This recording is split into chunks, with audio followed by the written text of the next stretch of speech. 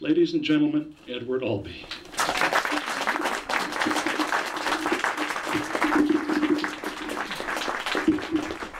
We should be clear about a number of things right at the very beginning here. Wystan Auden thought everybody should write pornography, not just me. Because he wrote some very good pornography himself. Yes, Thornton Wilder read my poetry, and I thought that he thought that if I wrote plays, I would be saving poetry from my assaults on it. I began writing poetry when I was 8 or so, stopped when I was 28. I was getting a little better. Most of the poems I wrote when I was 28 were probably better than most of the poems I wrote when I was 8. I'm not sure. Most of them were, perhaps. But I never felt like a poet. I felt like somebody who was writing poetry. And I never felt any individual voice in what I did. I wrote in my middle teens what I am sure are the 2 worst novels that could ever be written by an American teenager. They reside in the theater collection at the New York Public Library with a huge pile of my juvenilia and a tiny little stack of my theoretically mature work.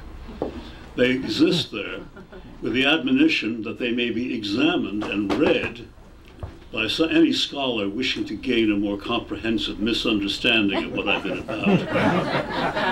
But they may not be quoted from. I'm nobody's fool. Well, somebody's, but not theirs. I wrote a play when I was 14. No, sorry, 12 and a half. A 3-act sex farce. When my knowledge of both farce and sex, well, my knowledge of farce was incomplete and my knowledge of sex was singular at that particular point.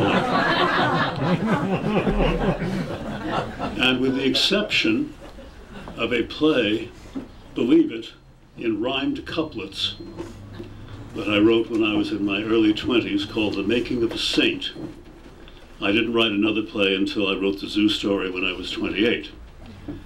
I gave Virgil Thompson, my friend Virgil Thompson, a copy of my play in verse, The Making of a Saint, knowing how fond he was of saints, having written the opera 4 Saints in 3 Acts.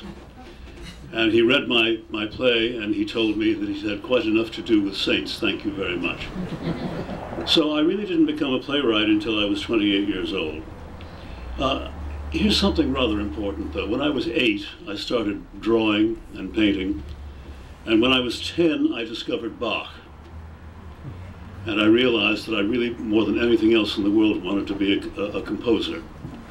But I was no good at it. I mean, worse than I was at anything else. But I did discover something very important, that for a playwright, a knowledge of classical serious and contemporary serious music is essential. Because they are very, very related endeavors. Writing a play and writing a string quartet are almost exactly the same thing. They are both heard events, and they both use exactly the same rhythms, the same speech.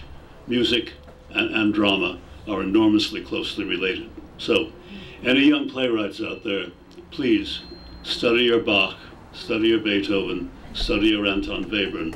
It's terribly important that you know all of that. Why have you gone away? You're supposed to ask me questions. I'm just checking the sound, Mr. Albee. Right. I'm ready to ask you the first question.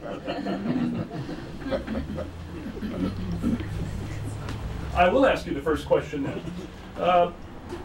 There are many of us who may recall watching Kukla, Fran, and Ollie, but not realizing who created it and what it was about the dialogue that Bert Tillstrom created that was an early influence on your work.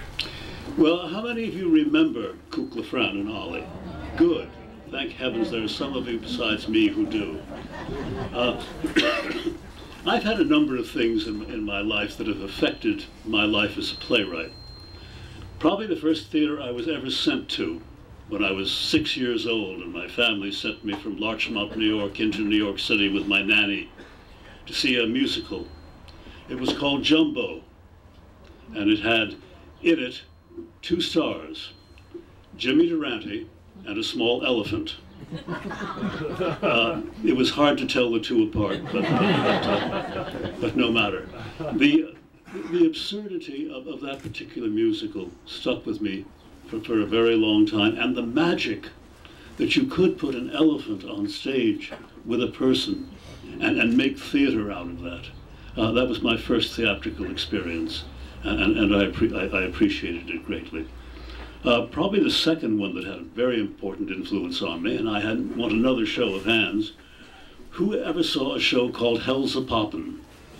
Some of you. Well, this was on Broadway. It was a musical review done by people called, I can't remember their names now. Olson and Johnson.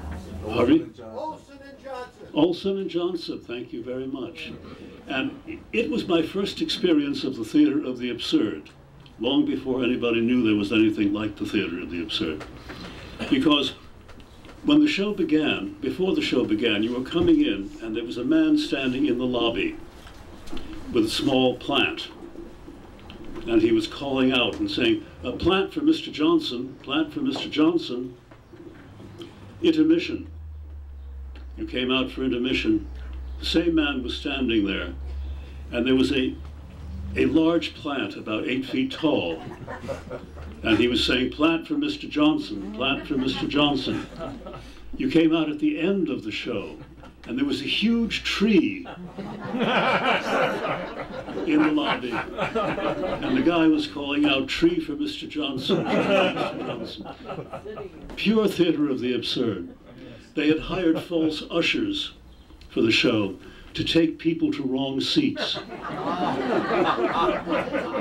and force them to climb over 7 rows of other people to get there. It was a wonderfully exciting piece of theater. Then, let's come directly to Bert Tillstrom and the Kuklopolitan Players. I was enamored by that particular puppet show. I've always been enamored by puppet theater. When I went to Japan for the first time and saw the Japanese bunraku puppet theater, I was amazed and enchanted by its wonder. But there on American television was a woman sitting in front of a little stage, and there were these puppets performing in front of her. Amazing creatures. It was all manipulated by a man called Bert Tillstrom, who was down below manipulating the puppets and taking each role. He and I talked at one point late in his career, and I said, "You know, I think my play, The American Dream, has been very, very influenced by Kukla, Fran, and Ollie, especially by Beulah Witch. Grandma and Beulah Witch are very, very similar creatures."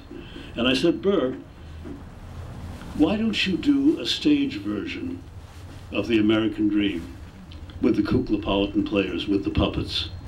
He almost did it.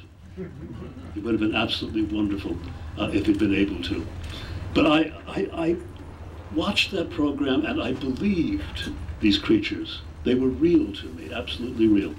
One evening in Chicago, quite late in his life, I went to his apartment, and we had, after dinner, we went to his apartment for a drink afterwards.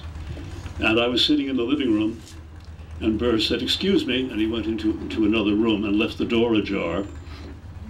A couple of seconds later, I heard Beulah Witch calling out to me, "Edward! Edward, it's Beulah! Come in here!" And so, of course, I went to the room, and there was the Kuklopolitan stage all set up, with Burr down underneath it, unseen, and there was Beulah Witch. "Come over here and talk to me, Edward." Believe me, we spent 20 minutes, Beulah and I, in conversation, improvised conversation, of course. But believe me, it's one of the realest conversations I have ever had. It was an example to me of the way theater can work in ways that you don't imagine that it can possibly work. A theoretically real person talking to a theoretical puppet. I had a similar experience in Montreal when I went to see Expo there in 1972, I guess it was. And the Czechoslovakian theater group, Laterna Magica, was performing.